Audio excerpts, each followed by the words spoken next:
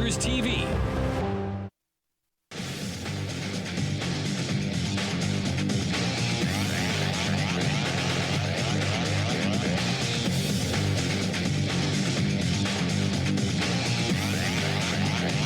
Ladies and gentlemen, welcome back to the Attack Rap Studio. I'm your host, Nick Kennedy.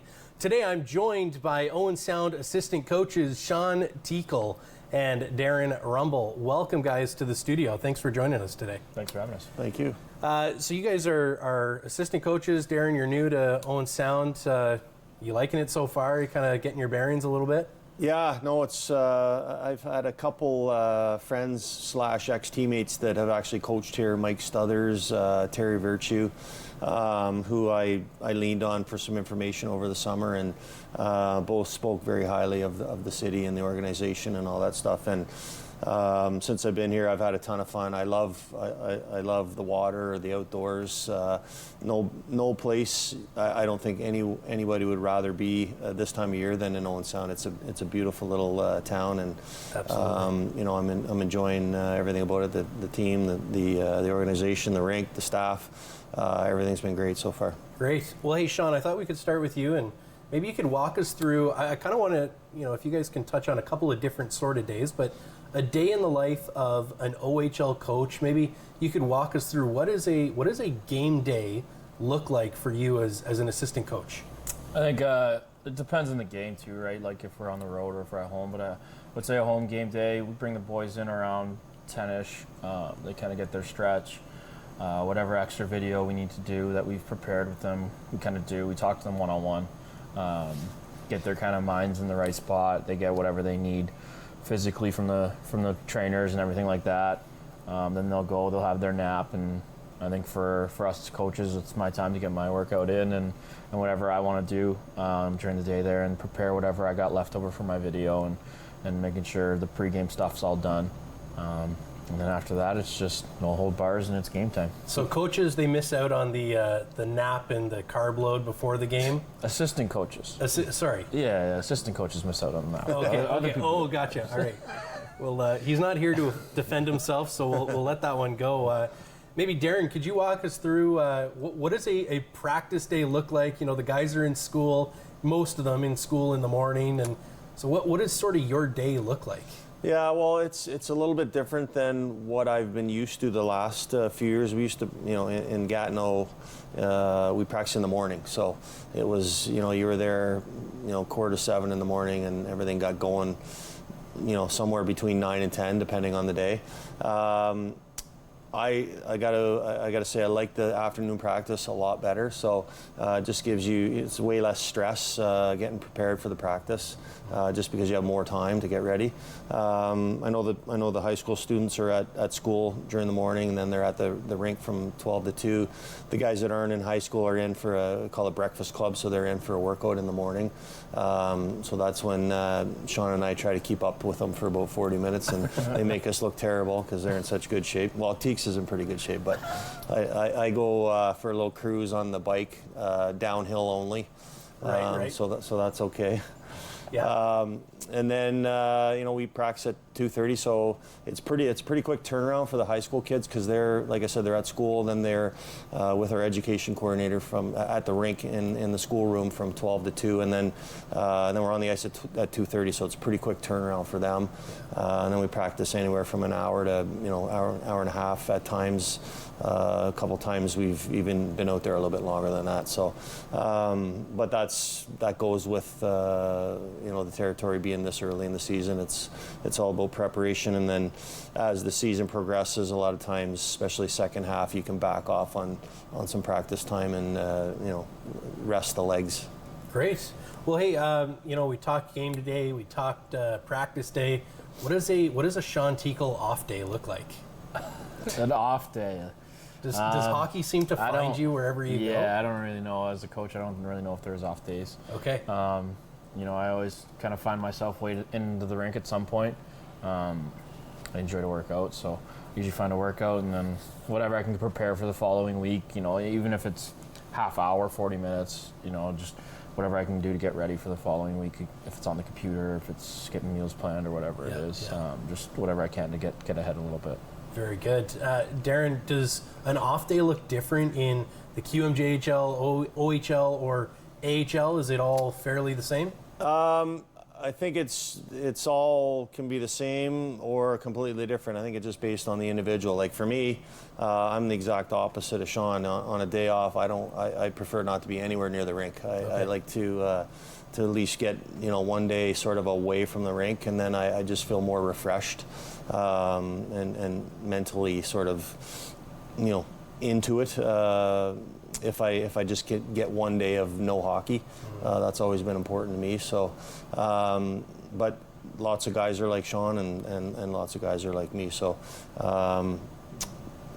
that's like I said. I just like to have the one day where I can turn my brain off hockey, and I just feel like that makes me more productive over the long haul. Sure. Sean, you played with the Georgetown Raiders there, and it looked like you actually finished up there the year before head coach Wally there comes in and takes over. So you guys were kind of ships passing in the night there. But I was wondering if you could kind of talk to us a little bit about your play style. You had that hard, grindy play style. You racked up those penalty minutes. How do you take that then and apply that now in coaching? Do you feel like you're looking for those guys to just kind of be a little bigger, to hold their head a little bit higher? And how does that fit into a league that is, slowly kind of, we see the Q moving, fighting out. We see that, we talked to Digger last week about that might be coming this way. We don't know. Yeah, I think, me and Wally kind of missed each other a little bit, but I've known Wally for a few years now, for a number of years. I coached with the guy that coached with him, so we've always kind of been intertwined. So I've known Wally for probably 15 years or so. But having to come here with him, it was awesome to have that rapport already.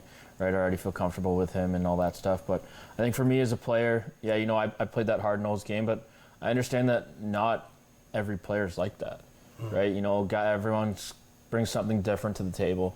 I probably get attached more to guys that play that style. Like, sure. Our boy Jackson Stewart there, he just got invited to Ottawa's main camp, which is a big plus for him for where he's come from. So I do gravitate to those guys a little bit, but you got to have your love for your skill guys, right? And I think just teaching those skill guys that when your skill isn't going, you need to have a B game, sure. Right? And I think that doesn't have to be fighting guys. It doesn't have to be crushing guys, right? It's just competing, it's playing hard, winning puck battles. I think some of the guys that have been here for a few years have really grasped that already. You look at the way Kobe Barlow plays, you look at the way Seti Gendon plays, Sam Sedley, all those guys, they have a little bit of sandpaper to their game. Right. It's all in different ways, but they definitely show up and they compete. So that's definitely something that we look for, and that's definitely a core value that we have here. Excellent. Well, sticking on the topic of play style, Darren, I'm wondering if you could kind of give us a little bit of insight. What does it take to, like yourself, be over a point per game defenseman in the OHL? What does it take, and how do you instill that now in your players? Well, for me, offense is, if you start thinking about offense, it's sort of like worrying about the result, not the process. So okay. I would never tell a guy that gets points to worry about getting points. It's worry about playing the right way, getting yourself in the right situations, and those points will just happen by accident. So I never, sort of push guys to produce numbers, but I do tell them that if they play the right way and if they defend, especially for a defenseman, if you're defending well and moving the puck, you're not going to be in your zone very, very long. Mm-hmm. Therefore, the only other place you can be on the rink is down at the other end, which is where the offense is going to happen. So it's going to happen by accident if you defend well and move the puck well. Great. Well, I love that, worrying about the result instead of the process. Maybe for a second, though, I could kind of talk about one of your results, and you could maybe give us a little insight into the process. I want to take you back to November 28, 1990. You're in New Jersey. You're playing for Philadelphia. You're at Brendan Byrne Arena, and the Flyers, they get up 2-0, and a good start for them, and then the Devils they reply with 5 unanswered goals. Yeah. There's just over 3 minutes left in the third period. You're playing in your second game in the NHL. You step out on the ice there, and maybe you could kind of take it from there for us. Geez, that's a long time ago. Yeah, and I didn't. That's funny to hear it sort of explain how I wasn't. I didn't know that it was that late in the game. I didn't know. I thought we were down 5-0. You know, you forget a lot of things over the years, but I don't forget the goal.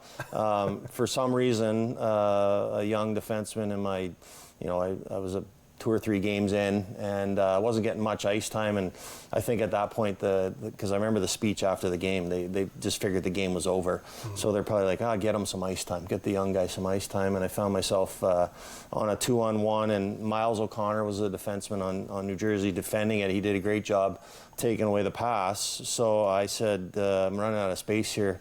I better go ahead and shoot it. And it was on my good friend Sean Burke. Went top glove, bar down, and I'll never forget that. And then I didn't play after that because that sort of gained some momentum, and then we ended up coming back and winning the game. Yeah, and I remember Paul Holmgren after the game sort of, you know, acknowledging the goal, but, you know, jokingly saying to the team, if you guys aren't going to show up, just let me know before the game and we'll just mail them the 2 points. So it was an exciting game, but once we started coming back, and then they backed the young guy off on his ice time. Sure, yeah, and Taka gets a little more ice time there. Yeah, exactly. Shel Samuelson, Mark Howe, those guys. You know. Yeah. What was it like playing with superstars like that? I know your first stint in Philly was shorter, but you know, looking down later, even your later years back in Philly, what was that like? Yeah, great experience. Like, played with Paul Coffey, Eric Lindros, Shel Samuelson, Mark Howe was just an awesome guy. So some big names, Johnny LeClaire, Renberg, all those guys. So some exciting players. You know, just, you know, fun to watch. You know, just impact, household name, Hall of Fame guys that were, you know, I think my favorite thing was watching Paul Coffey in warm-up, just how much he skated. He just skated and skated and skated, and his game was all about his legs, right? So that was sort of a good learning tool for me about how important the warm-up is and getting your legs going. And, you know, I certainly never skated like Paul Coffey, but I tried. Yeah. Oh, that's great.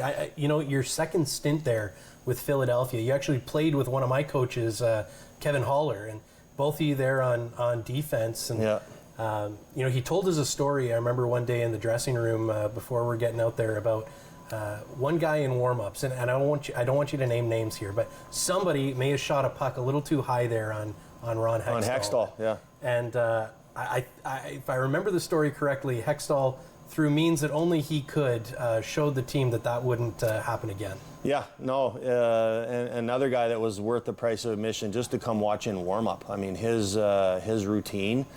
And he's a quiet guy, so when my first year playing with him, I thought, I'm not so sure about this guy. He seems a little bit, but he's just a bit of an introverted guy. And then once you get to know him, he's your best friend. He's the nicest guy in the world. But when he started a hockey game, he went into a different realm. I've never seen anybody get as dialed in mentally with his pregame routine as Ron.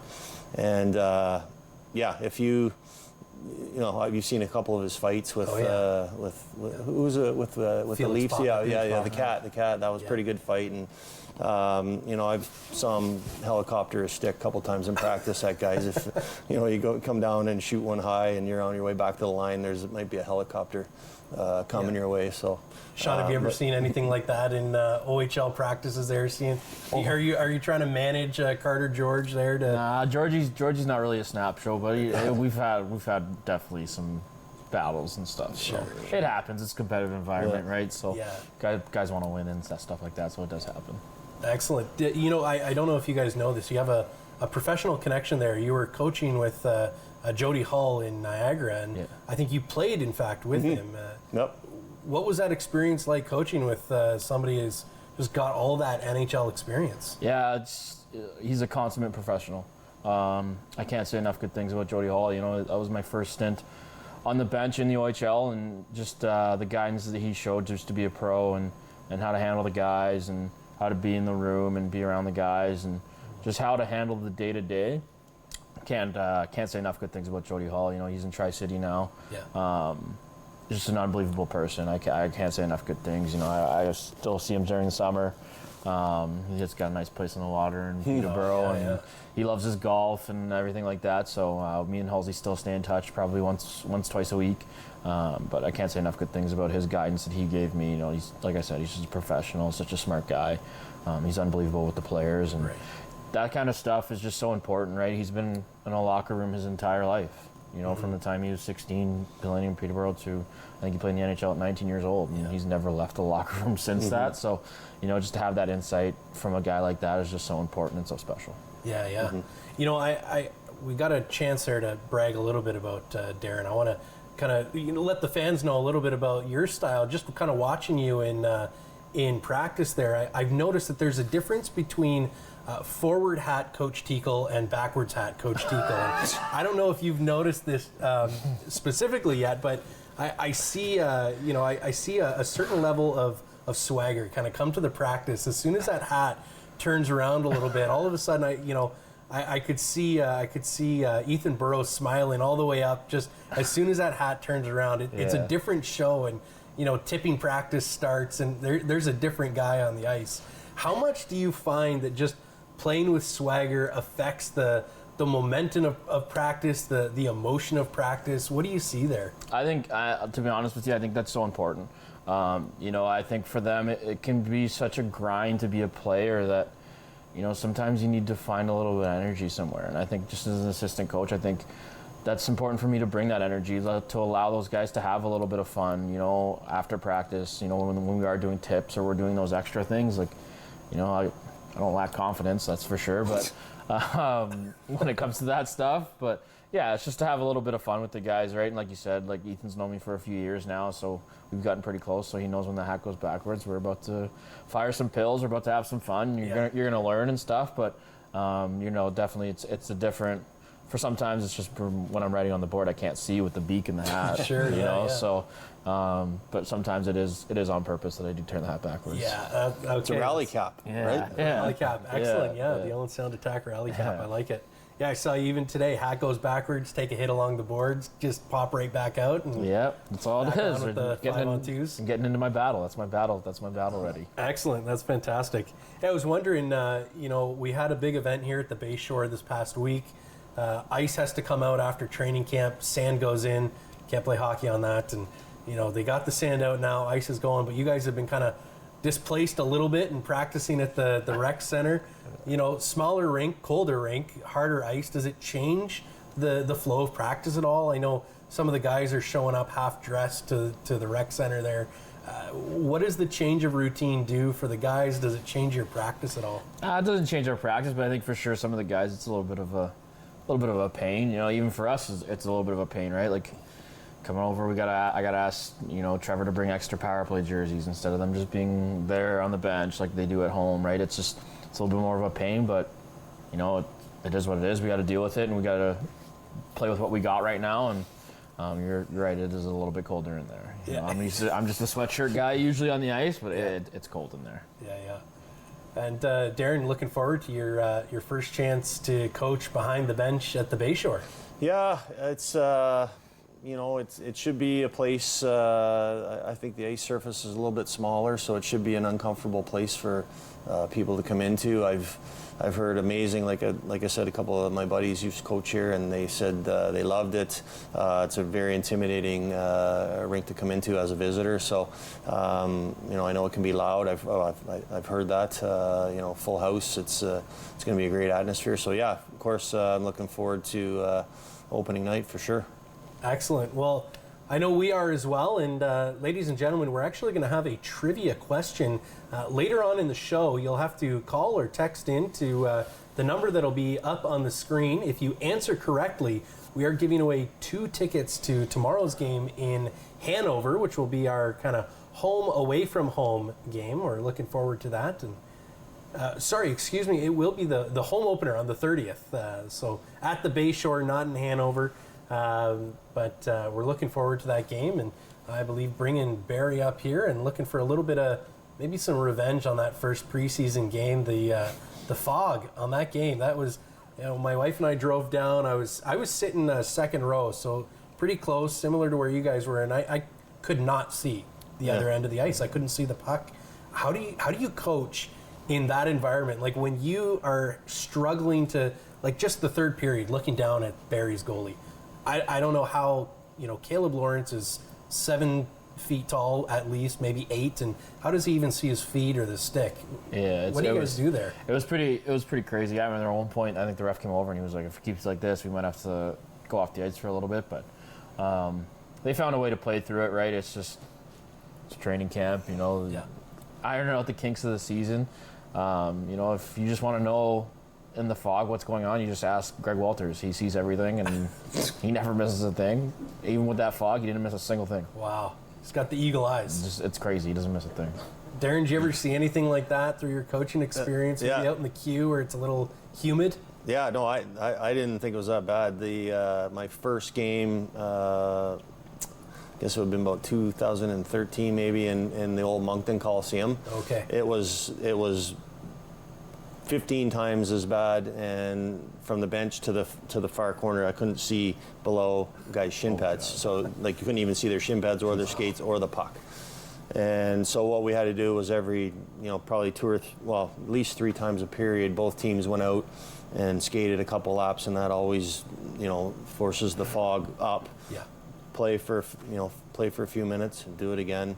Play for a few minutes, do it again. So we had to do that at least 3 times a period just to get through it. But I was yelling at our guys on breakout just to shoot it at the net because there's no way the goalie was going to see it. Sure, yeah. I couldn't see the puck, so I know the goalie couldn't see it. So a low glove side, try to just right along the ice, just him? hope it sneaks through. Nice, excellent. Thinking of these kind of odd situations that we experience in games there, you guys obviously the fog and Barrie there.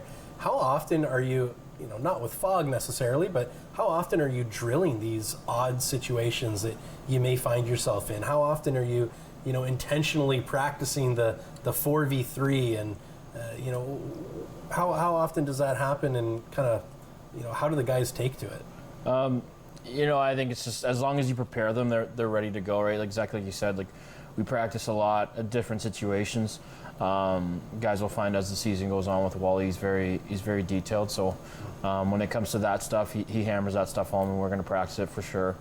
And if you're not prepared, you're not going to play. So it is what it is in that sense. But when it comes to being coached, like you got to prepare yourself, I think first. Sure. You're right. You got to know. You got to have a little bit of a plan. I know things happen, and some things are feel, and you got to kind of fly by the seat of your pants for some things that you got to do. But having a little bit of a plan and being able to convey that to the players, right, it kind of brings their panic level down a little bit, and they're able just to play the game and to kind of take the thinking out of it. Sure. I'd love to talk a little bit about that, just kind of preparing yourselves.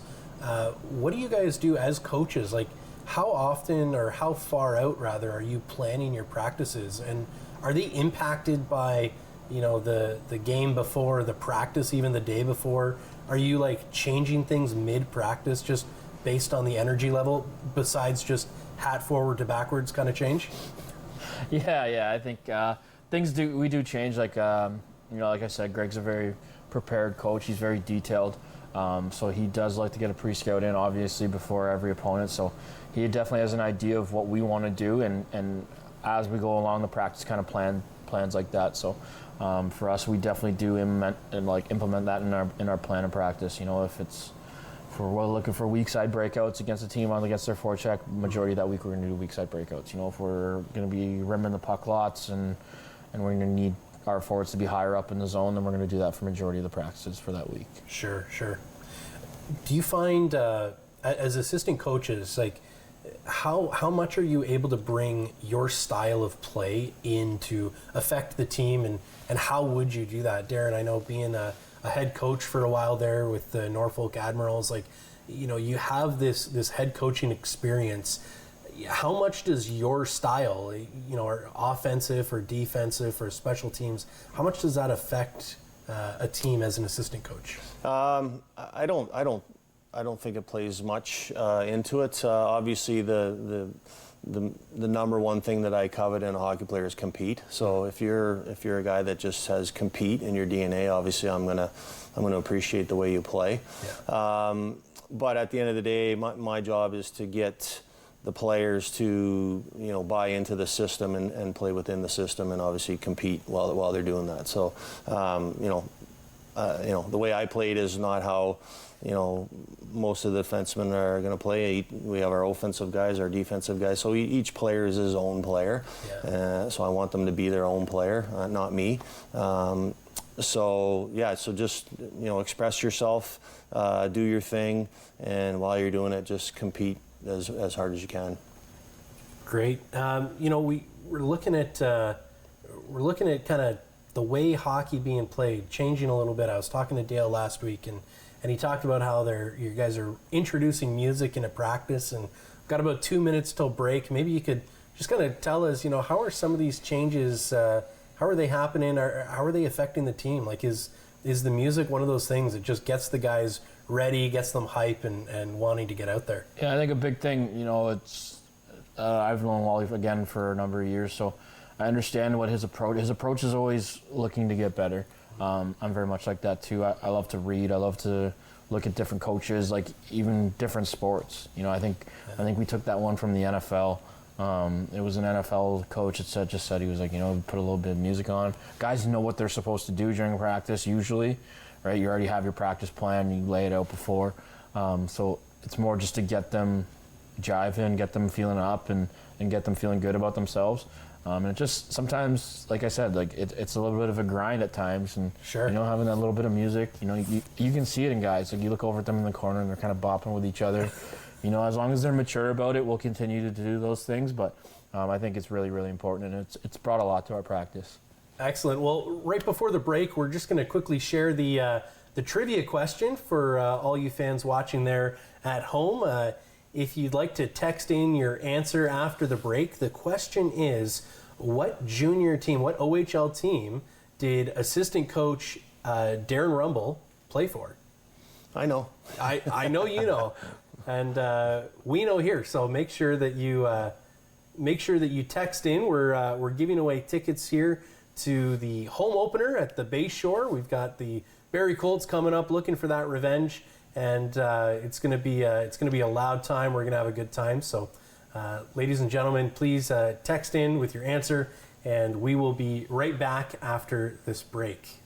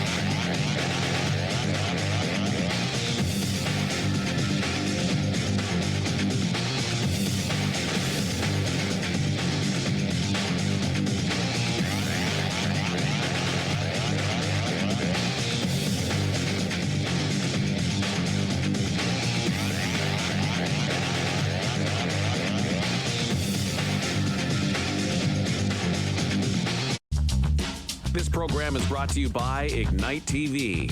Now you're in command. Visit Rogers.com for more details.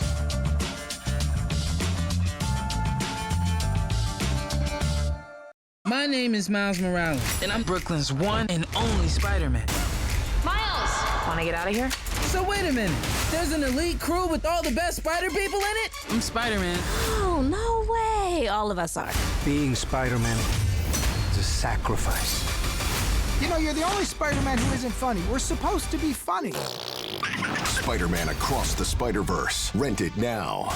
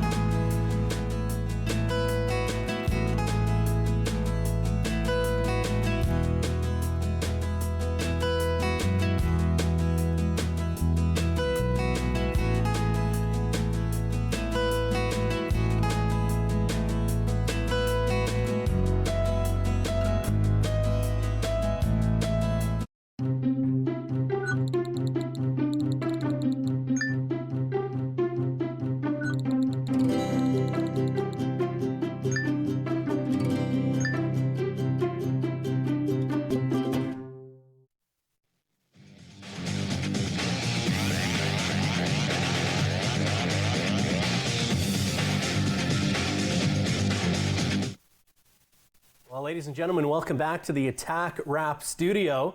If you've got that answer for our trivia question, once again, it is what OHL team did assistant coach Darren Rumble play for?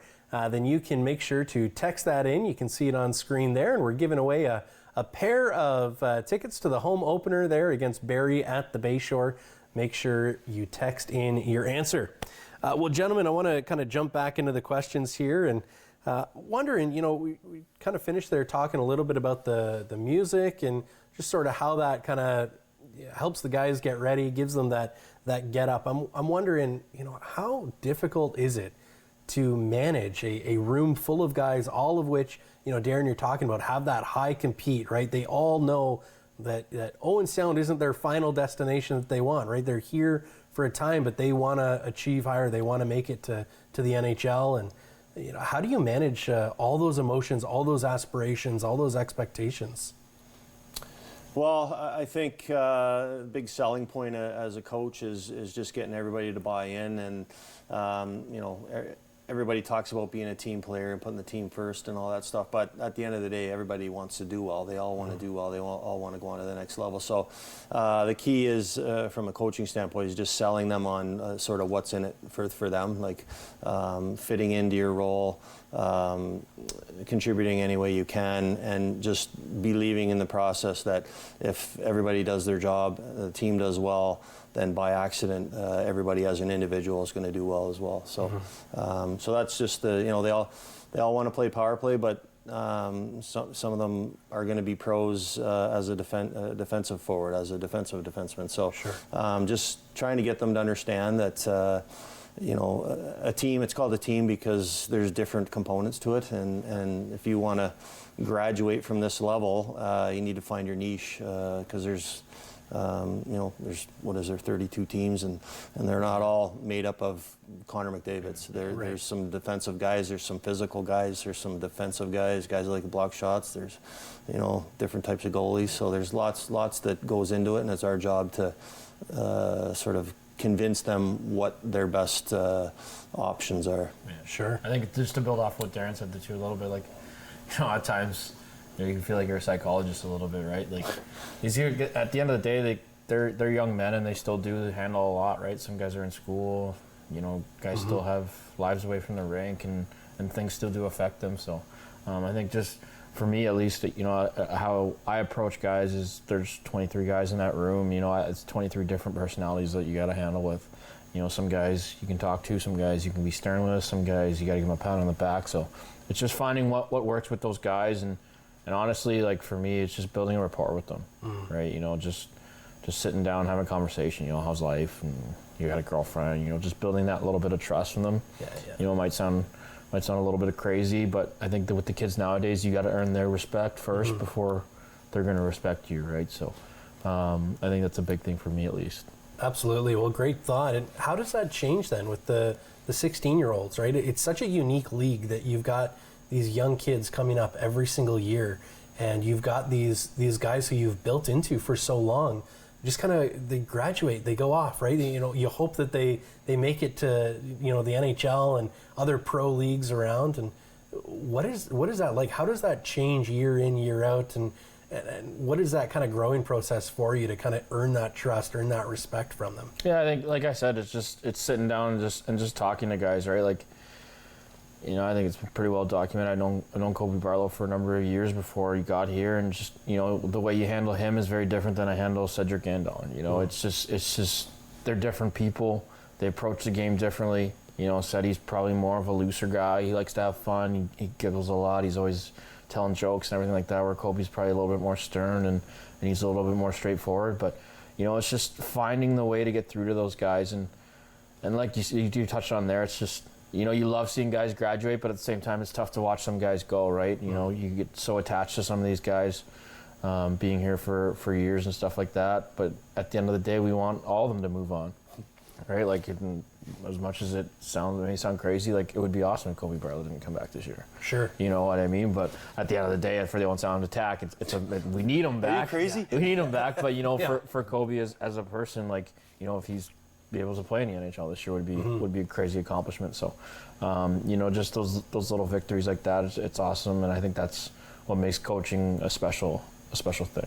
Sure. Yeah. And, I want to talk maybe a little bit about just kind of those guys that are away at camp. Like, are you guys staying in touch with them? Are you, are they sending little reports back, like talking about what they're learning at all, or some of the crazy things they're experiencing the first time? Yeah. A couple of them, like Seti I talked to a couple times since he's been gone. Kobe a couple times. For them to feel comfortable, right? Kobe, it's his first time at an NHL camp. You can tell he's a little bit uncomfortable to start, and then he got his feet settled down. He scores a goal. He scores a shootout goal.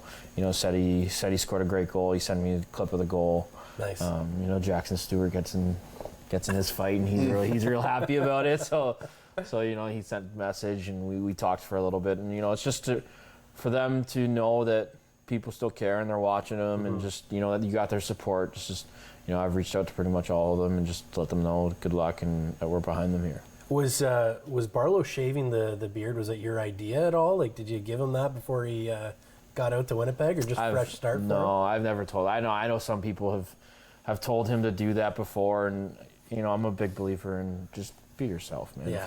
If he wants to have a beard, let him have a beard. Sure. Like, you know what I mean? At the end of the day, he's he's going to be 18, 19 years old. If he wants to have a beard and a mustache, let him have a beard and a mustache. Let him, like Rum said, let them express themselves. You know, like some people probably don't like my hair, like, you know what I mean? But I like my hair the way it's cut. Yeah, I love it. It looks great. Right? So I think just let them express themselves, you know. For sure. I know all that talk before the draft was going around. People thought he was physically mature and all that stuff, and it's just like, he just hit puberty before other guys. Yeah. You know, just because he has facial doesn't mean he's done. Right. You know, you can even see like him showing up to camp this year. He's physically more fit. You know, you saw that he put on more muscle. He's gotten more explosive. You know, and you can see there's still room for him to grow there. So I think that's just scouts doing their job and just finding the intel on him on that. Awesome.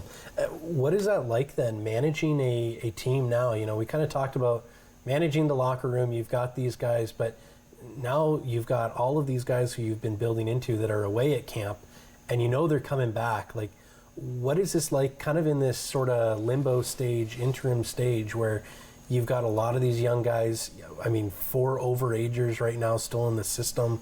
Are you kind of leaning more heavily in practices on these guys who you built into to kind of help with the management of all of these new, 16-year-olds, import players, all sorts of stuff? What is that like? Maybe you could kind of walk us through that as coaches. Yeah, I think for us at least, we've leaned a lot on Ethan Burrows. Landon Hookie, I think, has really elevated his practice habits, at least from a forward standpoint, and just having those guys that have been here already to help those young guys, because now those young guys are getting more opportunity probably than they're thinking they're going to get or they're used to at this point. So I think those returning guys, just helping them through that is a big thing. And like I said, we've leaned on those older guys and we leaned on those guys to help them through that. Great. Well, do you feel like you ever have to, do you have to find a balance there between kind of the on ice and the dry land? How involved are you guys in that kind of, the workout side, the strength training, conditioning? Are you there kind of to hype them up, and or is there some method to that madness? Yeah, I think Andy Plater does that for us, and I think he does a really great job of just being in communication with us and being on top of our schedule and just understanding. Obviously, he's been in the NHL, he's been around a long time, and just understanding when to lay off the pedal on the guys and when to push it down.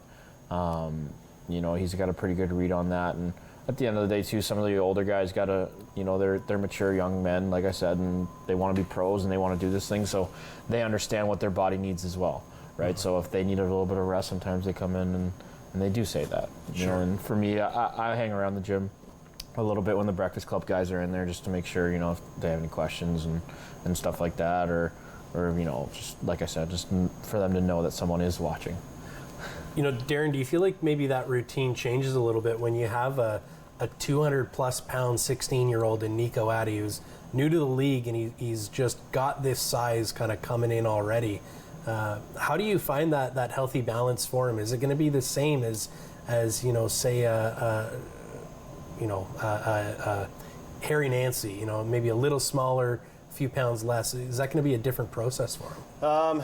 No, I think Teague said it well. Plates has a great feel for what the schedule is. When do we play? I always had success sort of working backwards. Like the most important thing for a hockey player is your legs feeling great on game day. So spending 3 hours in the gym the day before probably isn't going to lead to legs feeling good tomorrow. So it's all about understanding that you're always looking to feel your best on game day.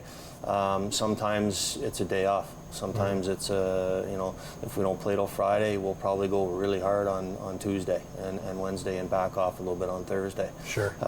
So like I said, I've always sort of worked backwards. Here's the game. Let's look at the schedule beforehand.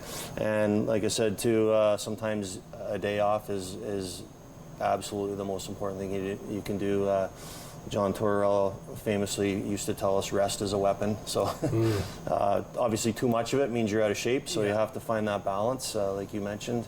But yeah, just understanding when the game is and basing your workouts off of that so that you feel your best on game day. Sure. Do you find, even just on ice today, running a little bit more of those kind of full team drills, and you kind of do that leading up to a game? Is that just sort of how it worked out, having a midweek game, or is that kind of the method there, is you want to run them all together? I think that's pretty much what every practice looks like. The practices are different than sort of when I was a kid. Now most drills have 4 to 6 guys going at the same time. Okay. So you can really pack a lot of repetitions into a 50-minute, 60-minute practice. When I was younger, there might be 2 guys going at once, and now the trend is there's always 4 or 6 guys going, and a lot of times it has something to do with a certain part of our system, whether it's in the O zone, the D zone, whatever the case may be. So if you come on a Monday, a Tuesday, a Thursday, they're probably the practices are going to look pretty similar. Okay. Maybe you guys could give us a little bit of insight here. It's usually easy to see when a game is a success, not all the time, but generally, the score sheet can be a pretty good indicator whether or not the game was a success. How do you as coaches then look at a practice and say, that was a successful practice? Like, how do you define success in that world? And how do you kind of leave just feeling good about a practice? I know, at least for me, I think it's the attention to detail. It's the crispness of the practice, right? If it's, the passes are on the tape, guys are flying, their habits are on par, and all those little things are showing up in the practice. Some practices, like Darren said, they're usually, there's different drills, but we're kind of nailing home the same purpose in the drills. So some practices you're going to come there will be a little more up tempo than most. But I think a big thing that we have here, especially with Wally, is everything's going to be up tempo, right? And like Rum said, I think all 3 of us are very similar in the sense of all 3 of us very highly compete level, right? So if you come to our practice, at some point you're going to see compete level. You're going to see 5-on-5 drills. You're going to see 3-on-3s. You're going to see 4-on-4s, and like you said, 4-on-3s. You're going to see us put these kids in situations that are going to happen in a game. And I think a big thing for us, and we call it the think tank. We sit there on that board in the coach's office, and we just make up drills sometimes. And sometimes they work, sometimes they don't. But I think just making sure we're nailing home what we need to get done, and just the crispness of the players and making sure they're sharp is big for a successful practice. And I think, kind of just building off what you said there, like, I think for us as a group in North Bay, like, it was a pretty successful game, but it didn't show up on the score clock there, right? Sure. Like, you're going to get situations where you run into goalies like that. We ran into Dom DiVincenzo, and, I talked to Kobe the other day, and like he said, he's been the best goalie at the rookie tournament. Like, sure, you know what I mean? Sometimes you get into those things. So I think just keeping those kids that they're on the right track and they're doing the right things, and not to get discouraged with the result, right? Like Rum said earlier, it's not always about the result. A lot of it's about the process. And I think, understanding to them what the process is and teaching them why we do it compared to the end result, because the end result's not always going to be there. Sure. Yeah, well, let's. I want to keep talking about that. First, we need to announce our winner of the trivia contest and the winner of the 2 tickets to the home opener. So congratulations to Chris Clearidge. You've texted in the correct answer, which, Darren, do you want to spoil the answer for us now? Well, the smartest person in the world, obviously, is Chris, and she guessed Kitchener Rangers. So. Excellent. So there we go. Congratulations, Chris. You've won those tickets, and I think the details will be sent back to you how to pick those up. So don't worry about that. We'll make sure that you get those tickets. Congratulations on that, and good work getting the Kitchener Rangers. So we talked there a little bit about success in practice. How do you approach a game, especially how do you approach your team, let's say after just a bit of a stinker of a first period? Are you going in, do you have kind of a method? Are you playing good cop, bad cop? Does it just depend on the game itself? And kind of how do you get in there? Are you loud? Are you trying to encourage them? What's the strategy there? Well, I think obviously you have to have some feel. Like maybe you played well, and they scored a couple power play goals. You're down, so now you need to encourage the team. Maybe you had a terrible period because everybody's sleeping and nobody's competing. So now that's when maybe you want to push a little bit and get on them and see if you can get everybody sort of woken up, basically. I don't, you've been with Greg, so I don't know yet really how he handles those situations. But yeah, I think, and that's another thing. I think Greg's been around the game for so long, right? He played pro for X amount of years, and he's been coaching for whatever 23 years now. I think his feel for understanding of when to go in and when to do that is very, very, very good.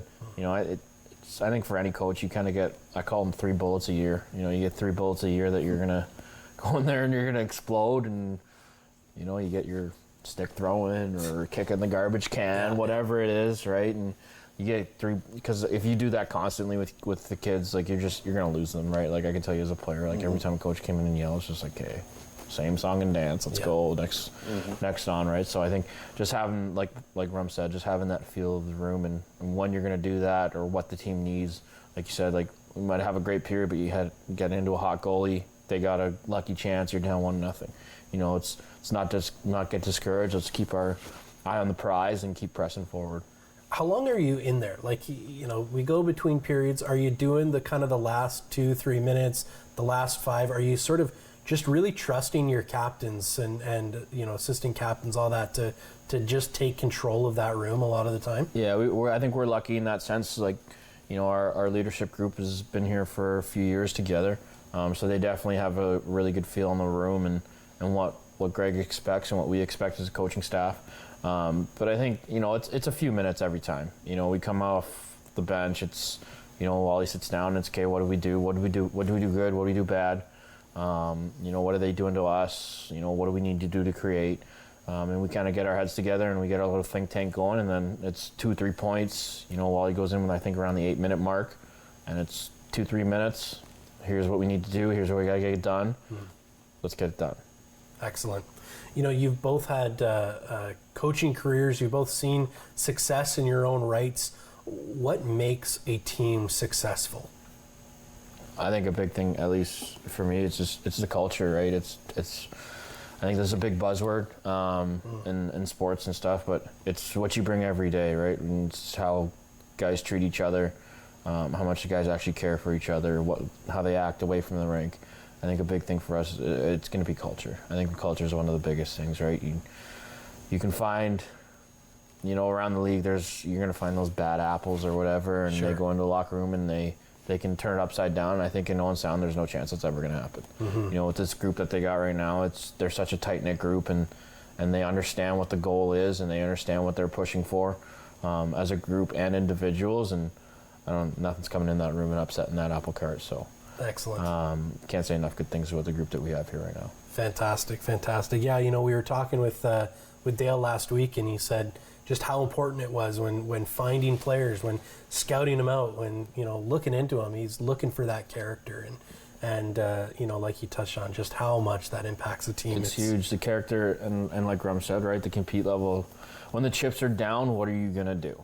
Yeah. Right. At the end of the day, that's the game of hockey. You're not always going to be up when the chips are down. It's eventually going to be a man on a man, and are you going to be willing to do whatever it takes to get past that guy? And if it's defending, if it's getting on top of a player, or if it's, getting open the offensive zone for that goal and taking that hit to make a play, are you willing to do what it takes? Sure.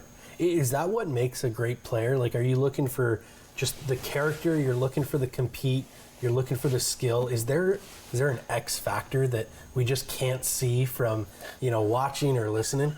I would say, I'll let Rose talk after. I think for sure, you look at guys, some guys just do have that X factor. I look at guys in our room, Sam Sedley has an X factor. His compete level is off the charts, but his brain for the game and his understanding on the offensive side of the puck is off the charts. He has elite level brain. Again, you look at Kobe, his X factor is he's a 200-foot player. Seti's got X factor in him too.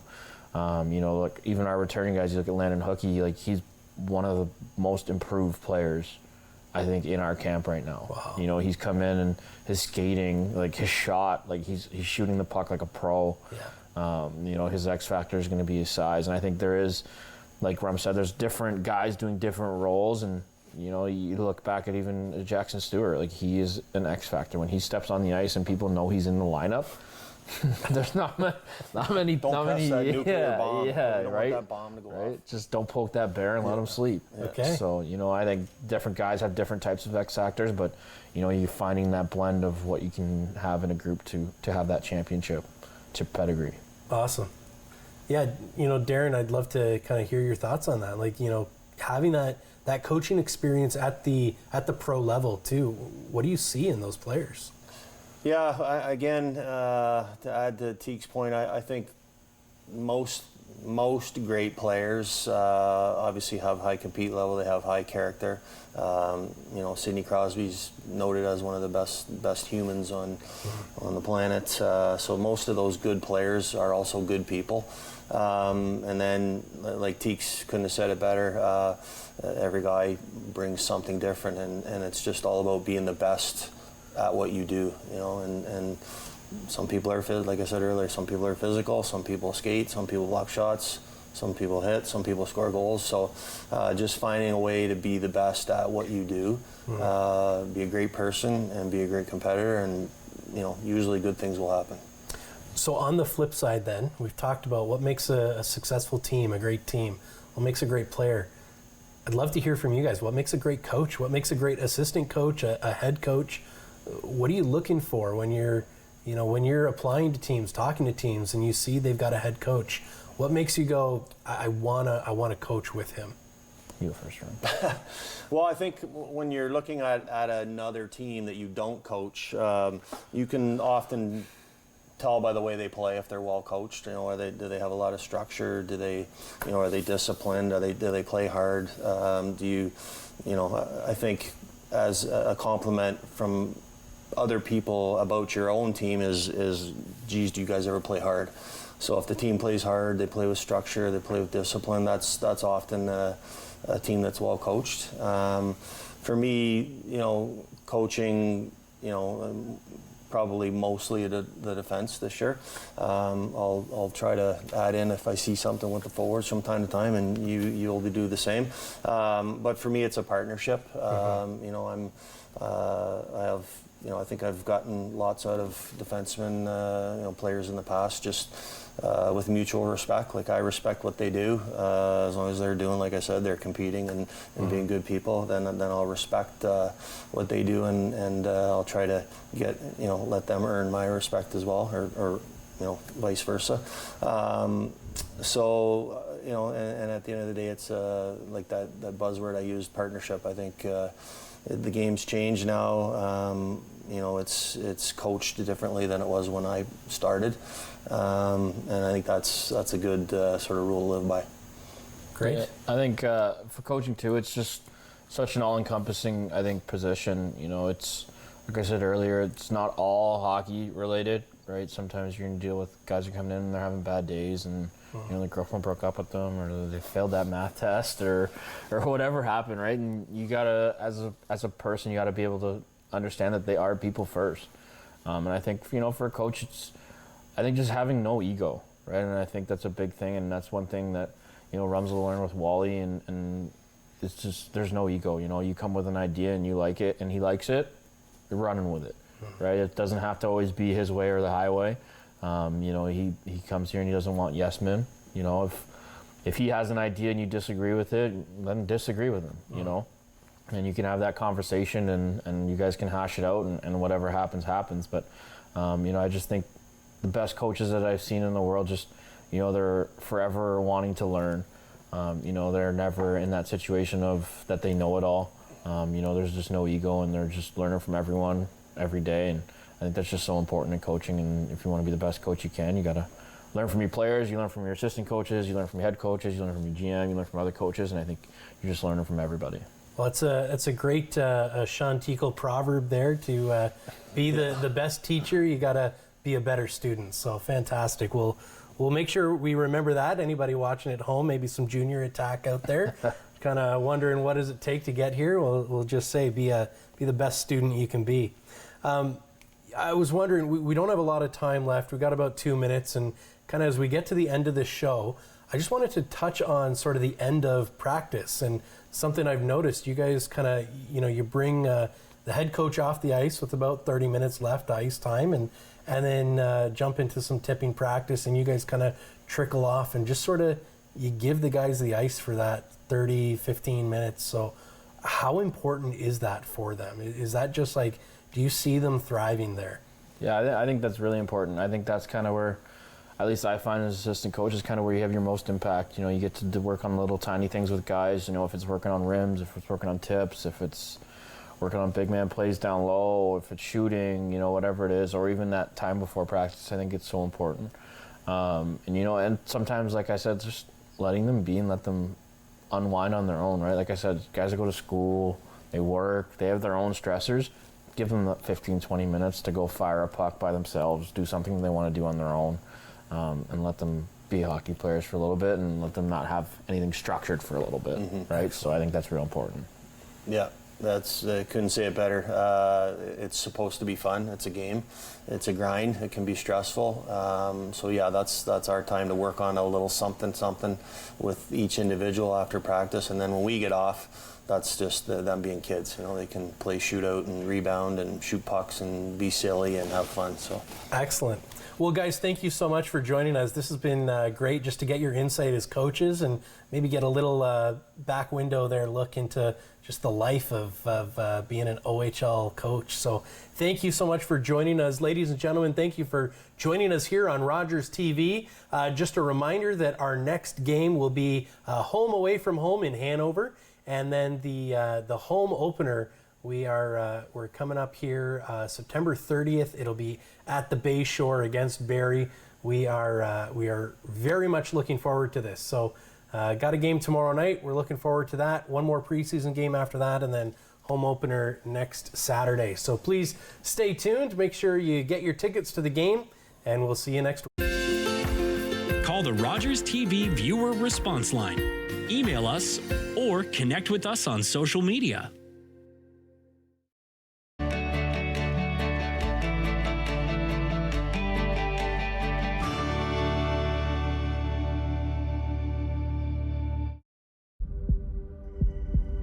We can be hurt. We can be bruised. We can be broken. Slowed down, confused, and even numbed. But we can't be defeated. We're built on a foundation that's strong, our mission unwavering, and together we'll beat as one. Sports fans know Sundays are for football. That's why you need NFL Sunday Tickets. With NFL Sunday Ticket, you'll get every live game.